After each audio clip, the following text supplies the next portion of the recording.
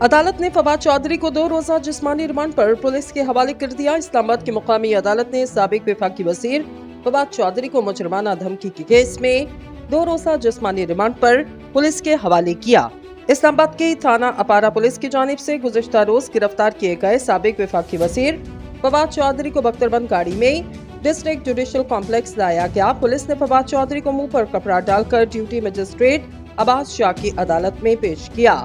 फवाद चौधरी ने अदालत के रूबरू इस्तदा की कि मैं साबिक वफाकी वजीर रह चुका और सुप्रीम कोर्ट का वकील हूँ। मुझे तस्दीक अमेज तरीके से अदालत लाया गया। मुझे मेरे वकला से मिलने की इजाजत दी जाए, जिस पर अदालत ने फवाद चौधरी को वकला से मिलने की इजाजत दी। पुलिस ने मौक़िफ़ अपनाया। फवाद चौधरी को ज़हीर नामी शख्स की जानिब से दर्ज करवाई गई FIR पर गिरफ्तार किया गया।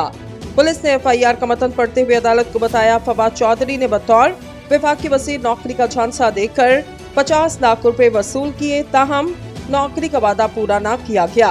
शहरी ने जब पैसों की वापसी का तकाजा किया तो फवाद चौधरी ने शहरी को जान से मारने की धमकी दी। पुलिस ने अदालत से फवाद चौधरी के 5 रोजा रिमांड की इस्तदा की। फवाद चौधरी ने कहा, ज़हीर नामी शख्स इतना सुस्त कि अदालत भी नहीं आया। मुझे फेफड़ों का मसला, डॉक्टर तक रसाई दी जाए, बच्चों से मिलने की इजाजत भी दी जाए। बादशाह अदालत ने फवाद चौधरी का 2 रोजा जिस्मानी रिमांड मंजूर करते हुए उन्हें पुलिस के हवाले किया।